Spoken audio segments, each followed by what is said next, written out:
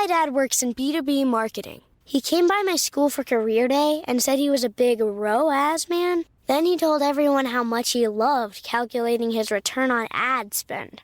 My friends still laugh at me to this day. Not everyone gets B2B, but with LinkedIn, you'll be able to reach people who do. Get a $100 credit on your next ad campaign. Go to linkedin.com/results to claim your credit. That's linkedin.com/results. Terms and conditions apply. LinkedIn, the place to be, to be. We acknowledge the traditional owners of country throughout Australia and recognise their continuing connection to land, waters and culture. We pay our respects to their elders past, present and emerging. Welcome to This Song Is Yours, a music podcast where we chat to a new guest each week, talk about their life and creative endeavours and talk to them about some of the music they love. Our show works by chatting to our guests about music, their songwriting techniques, and occasionally getting them to make you a playlist of the songs they love. Welcome to episode 192. I'm your host, Simon Fink. Our guest today is Jesswar. The Fijian Australian rapper and musician are dropping their debut mixtape later this week, entitled Life's Short, Live Big. In today's episode, we're speaking with Jesswar about expanding their sound for this mixtape, how nostalgia plays into their music, and we discuss the music of Remi Wolf. Here we go. Our guest today is a much hyped, and deservedly so, rapper and musician based in Queensland, Australia. After catching the nation's attention last year with their Tropics EP and single Bad Like RIRI, they're dropping their debut mixtape this coming Friday, entitled Life's Short, Live Big. Please welcome to This Song Is Yours, Jesswar. Good morning. Hello. Good morning. How are you? I'm very well, thank you. How are you today? Yeah, I'm really good. I just went to the gym and shattered myself in a very crazy weight session. So I feel a little bit tired, but I'm ready to amp up. I feel like, one, it's very impressive. Two, I feel like it's almost like after doing weights, you've got this energy surging through you, and now you've just got to sit here and talk about music, which is maybe a bit of a funny thing to do after. Oh, 100%. But I feel like it's just going to amp me up even more. So it's all good. That's awesome. Well, I'm very excited. I'm now feeling a little bit more pumped up about this interview as well. So that's awesome. Nice. It is a very exciting week at the moment. The new mixtape from yourself, Life's Short, Live Big, comes out later this week. Congratulations, firstly, because this is a brilliant mixtape. Oh, thank you. No, thank you. I appreciate that. No, of course. I imagine that obviously we've had, what have we had? We've had an EP from yourself. There's been singles along the way, but this is like the first big body of work for yourself. How are you feeling about this finally kind of coming out? I'm just so excited to finally get it out and for other people to hear it other than myself and my label, really. And I've got all my friends that have already got the private SoundCloud, have had the private SoundCloud link for ages now. So I'm just really excited to get something out that's longer than 6 tracks. There's about 13 tracks on there, which I'm just pumped about. I've been waiting for this for a long time, and I feel like this is the perfect project to execute body of work at this length as well. It is a brilliant mixtape, as I said. I'm curious for some people that we've spoken to, as you said, friends have gotten the private SoundCloud link. Are you someone who will take on family and friends' feedback and then kind of change it or maybe take it into consideration, or are you just someone who's like, that is what it is, just leave it? It's funny you say that. I actually don't take anyone's feedback on board at all. It's just mainly because, like, especially for this project, like I really made it for myself, and like for my 14-year-old self, my teenage self as well. So it was really just a pretty magical journey going through that self-discovery as well while making this project. And the greatest thing is when I was sending the link to all my friends, they were just like playing it every single day nonstop, you know what I mean? So that was the best, if I was going to take any feedback, that was the best feedback you could possibly receive. But I always feel like for me, making art, my own feedback is probably the most important thing as well. And I appreciate people who do offer me feedback, but yeah, I just always got to go with my own gut and my own feelings and my own intentions. I feel like that's the best way to make music or art. 100%. I think it's the what is the expression? It's the age old. If there's too many chefs in the kitchen or whatever it may be. Yeah, 100%. Yeah. This mixtape, it does. I feel like it builds beautifully on what you've previously been doing in terms of genre. In the Jesswar is not just, it's just not straight hip hop. It's not straight like the genres that this mixtape seems to cover are brilliant, and I feel that it's really kind of you've done an excellent job in having some of these tracks which are maybe more classic hip hop, if you will, and then there's some more that are maybe not pop but like pop centric, pop adjacent, if you will. When you're looking for sounds, when you're looking for the musicality of this project and what you're trying to do you have what is that process like, and how does that begin in you trying to work out what you want something to sound like or how you want it to kind of feel or vibe?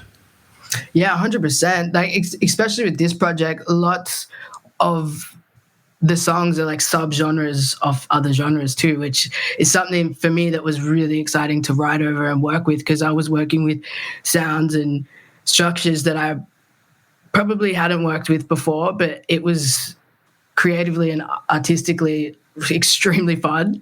It was a big challenge too, but I just had the best time doing it. And I feel like it does got like quite a bit of pop elements in there as well, and like slower songs, which, typically I've never really done before, and songs that are just like about love, which is something that, I'm only just starting to write about and sort of get in touch with a more gentle, softer side of myself too.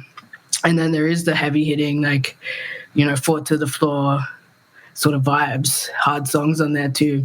So I think it was just, for me, I just really felt like I just didn't care anymore, and I just wanted to make music that made me happy, whether that be more poppier sounding or dark sounding, or, and all the songs are quite short too, which when I was the whole energy of recording this project, I would sit in my room with my mic and my laptop and write the songs as I was recording them. And some of the songs only go for 1 minute and 20 seconds. And I was just like, done, setting that one up. Like, it was just sort of made with that same energy of the title, Life Short, Live Big. Like, I just sort of wanted to get out of my own head and out of my own judgments and self-judgments of self, and just make stuff that, made me happy in a time where I feel like I'm finally coming into one of the happiest times of my life as well. That's awesome to hear. That's very, very awesome to hear. With, I think, what was the track? It was Fell in Love. As you mentioned, that I think from what I've read is that you were writing the song last year, I think near the ocean or near the rainforest, and it kind of did allow you, freedom in your writing. Do you find, I guess, location and surroundings to be a big part of your creative process and how it kind of affects it? 100%. I especially feel like it is in terms of when you recharge, even just as a person. I feel like the ocean and the rainforest is one of the two biggest natural places where we can go and recharge and sort of kind of feel that bit of relaxation. So I actually recently just moved to Yugambeh country, which is on the Gold Coast. And I think I've been here for about a year now, and every single day I was just going to the beach, going to the ocean, like making the most out of that, because I was living in a city before and I was in the grind, just really pushing myself to crazy levels where I felt like I was burning myself out, and I was just thinking like, this is not the life you want to live, So I really made a big, long, conscious decision to move and just put everything into that. And finally got down here, and I said to myself, as soon as I'm here, like, you go to the nature every day, like, don't ever take it for granted. And I feel that definitely came in to fruition as well on this project. Like, there's a lot of songs that I feel like I was listening to while I was driving by the ocean, or like walking by the ocean, and it sort of has that vibe. And I feel like it's really, being in nature so much has really brought a calmness to my soul, where I feel like I could make this project and just sort of let things go and just really make it for myself. 100%. The mixtape, it kind of covers like a lot of ground, as you said, that there's songs of whether indirectly addressing love. There do seem to be songs that are there about affection, some topics that kind of you're covering quite a lot of ground with the mixtape. I think one of my my personal favourite track off, I guess it stood out the most as I kind of listened to the mixtape 2 or 3 times. I just kept coming back to this one, was Antisocial, which I thought was a brilliant track. It kind of, I think even from the get-go, your ears kind of prick up a little bit and you're forced to pay attention to this song, which is a brilliant trait of a song. I was wondering if you'll possibly allow us to just ask, I guess, what was the catalyst behind this song and what was the inspiration for this song? Yeah, 100%. Antisocial definitely was like one of my favorite songs until I started making all of the others as well. But that song for a long time was really hard for me to listen back to because I was in actually a lot of pain when I wrote that. And I feel like, you know, when you go through sort of a journey of discovering different parts of yourself, there is all types of waves of that: joy, pain, anger, fear. You know, and I feel like this one was definitely the pain vibe of that. And it was really hard for me for a long time to actually listen back to that song because it was, for me, it was just the epitome of being so low, you know, like where your vibration, everything is so low and you just like question it, you know, does life matter, you know? And I think to ask yourself that question is you have to be in a really sort of desperate state as well. So that was a really tough song to write and also a tough song to always listen back to. But I feel like because I can now see that of that time in my life and how I got through that, you know, I feel a celebration now for it as well. And when I was recording it, like I also felt like pretty angry and just, yeah, it was probably one of the most trickiest songs on the whole project. It was one that I wrote at the start of last year, and I wasn't going to put it on the project as well because I was like, you know, this is quite, like, it brings my vibe down, like, because it's quite a, you know, it's there's the 808s in there are just so heavy, you know, you like you were saying, you really can't ignore it when you listen to those lyrics, and the lyric, like, should I just lay down and die, like, repeat it over, like, you know, it's quite a heavy song. So I didn't know if it would fit really well on this project or if I should even put it on at all. But I was listening to it and I was like, you know, I feel like life's too short to let this song just live in my, you know, unheard catalog. So I really wanted to put it out there. And I know that, you know, if someone could feel a certain type of way or relate to that feeling, you know, that may help someone. And then, you know, all of the other songs from it, I feel like are the aftermath of feeling that, you know. Yeah, 100%. I think, firstly, I'm glad that you did decide to release it. I feel like sometimes when you've got a song or a track that's so visceral almost, and if you hold on to it, you're almost not letting it go and you're not letting it, a combination of. This podcast is brought to you by eHarmony, the dating app to find someone you can be yourself with. Why doesn't eHarmony allow copy and paste in first messages? Because you are unique and your conversations should reflect that. eHarmony wants you to find someone who will get you. How are you going to know who gets you? If people send you the same generic conversation starters they message everyone else.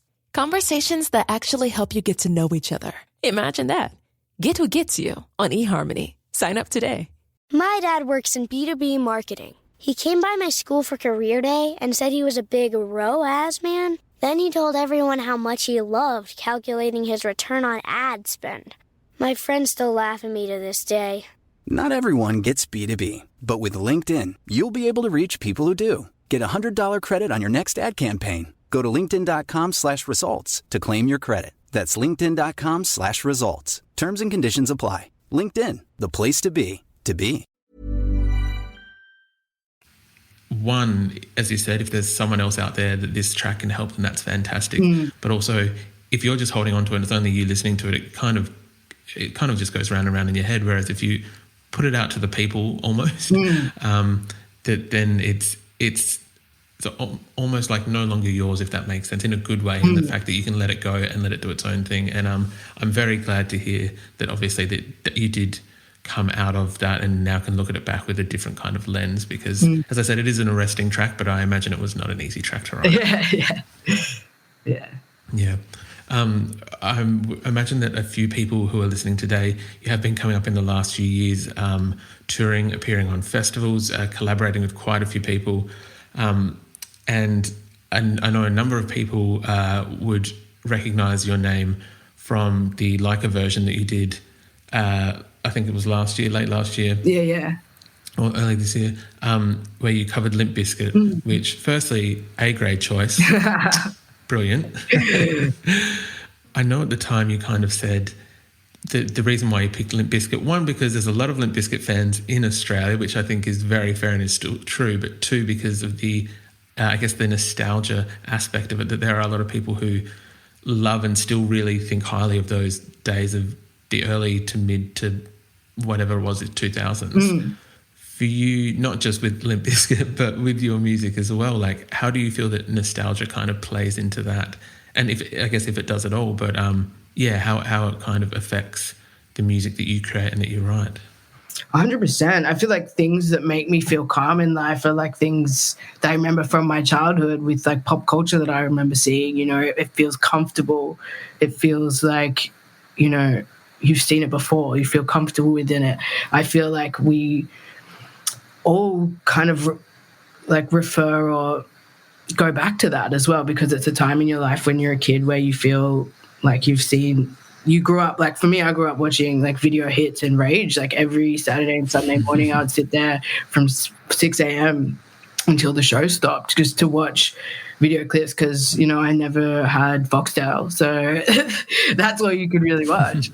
And I don't know, I feel like I grew up doing that, you know, so I just feel like sometimes there's that nostalgia just feels like that comfortable state as well, you know, or something that you know that you can recognize, and that it's like gives you a warm fuzzy feeling like when things are nostalgic, you know. And I feel like we can all relate to that as like humans, that human feeling of like, oh, that feels real good, that I remember that, you know. 100%. I feel that especially in the last 2 years or so, we won't talk much about COVID, but I feel like that kind of almost accelerated people's love of nostalgia, because they wanted something that was pre-pandemic in their mind. 100%.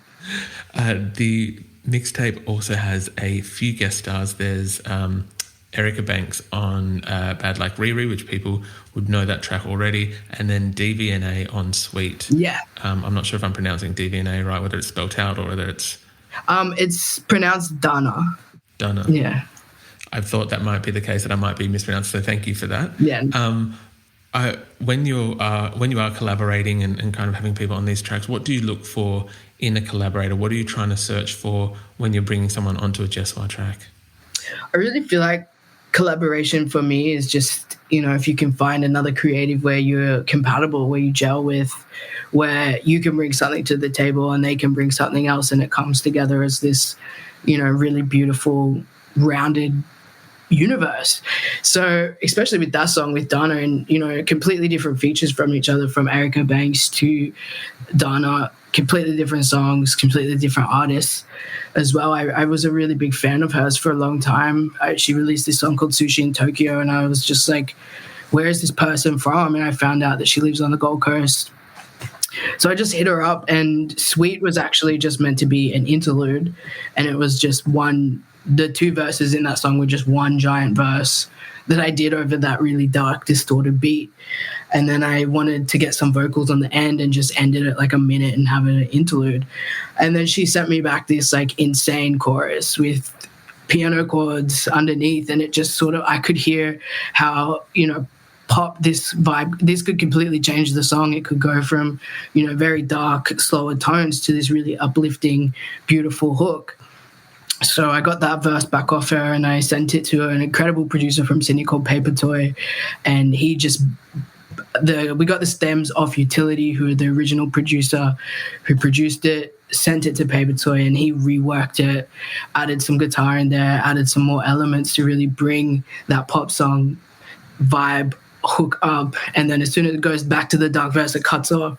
I thought for me that was really a really fun project to work on, that song, because it really pushed me. There was many times where it wasn't working, where it was just like we tried to make it feel in sync, to have that hook in there, because it's such a dark song as well, like in terms of the 808s, and it's a few instruments in the back. So that was really, really exciting. And for me, when I feel like I want to collaborate with someone, I'm really just finding anybody who I can gel with, Yeah, 100%. There's quite a few people who have, I know that there's quite a few people who are very excited to see you out on the road later this year. I think you've recently been announced as part of the Wildlands Festival that's going to take place over the New Year.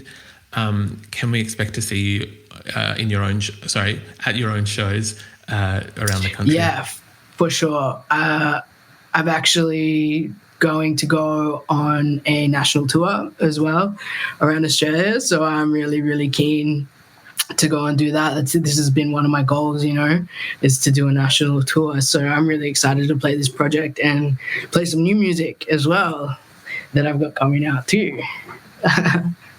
Very, very exciting. I know that we usually kind of ask people, fans, if you will, whatever, who are listening to the podcast, who they want to see as a guest, and your name came up multiple times. So one, I'm glad that we were able to get you on the show, but also to confirm that you'll be touring around the country with this mixtape. Yeah. Jesswar, I know that you sent through a playlist for us. Would you be happy to talk about the playlist you sent? Yeah, for real.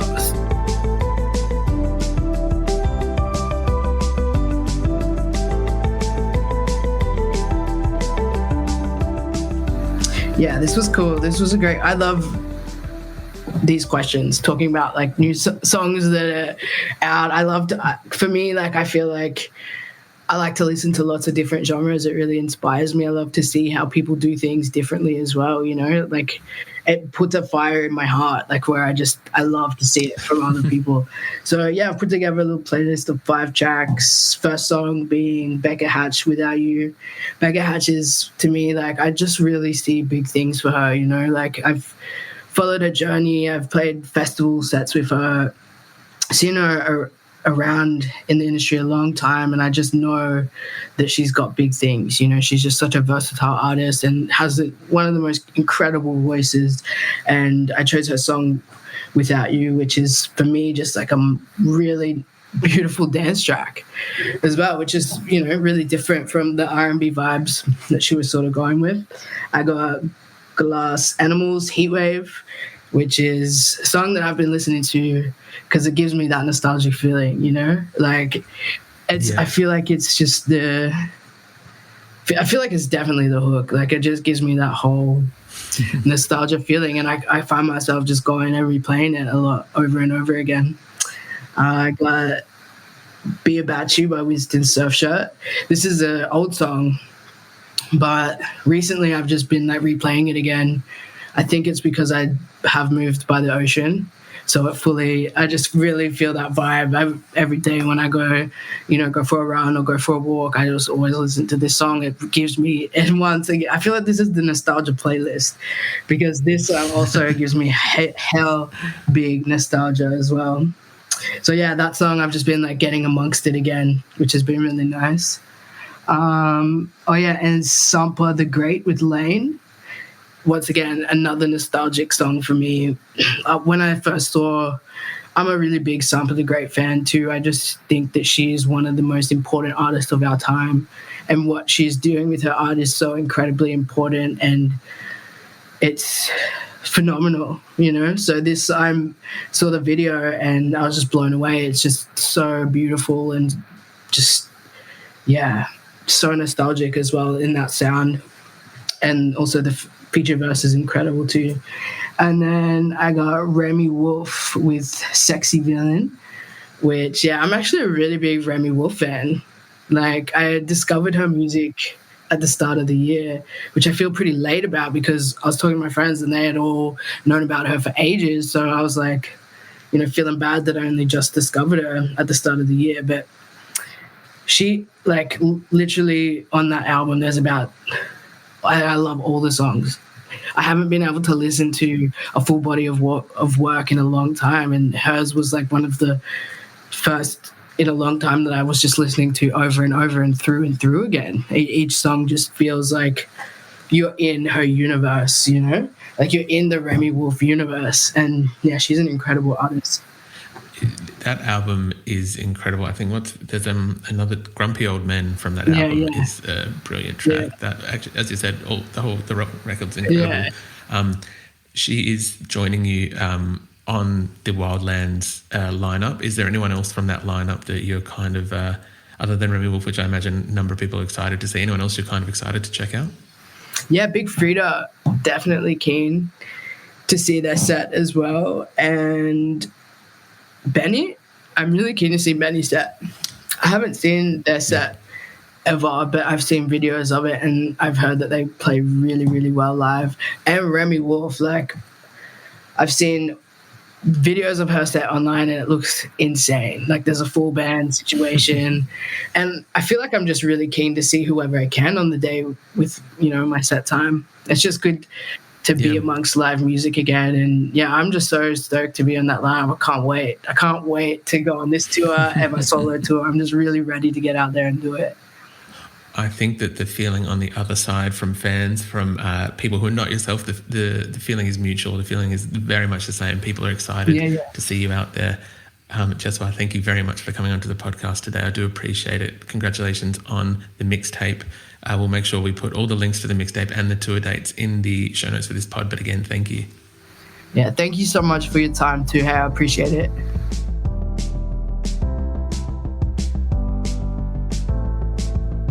And that's our show. A massive thank you to Jesswar for their time. Life's Short, Live Big is out this Friday, and we've left links in the show notes if you'd like to pre-save the record. We also want to give a huge shout out to Liz at PIAS Australia for helping out with today's interview. If you like this show, please subscribe wherever you get your pods and stay up to date when new episodes are released. We release new shows each Wednesday and Friday morning, and we now have a Patreon, which you can find within the show notes of this episode. You can follow the playlist profile on Spotify, and you can follow us on Instagram, Facebook, and TikTok. Until next week, cheers.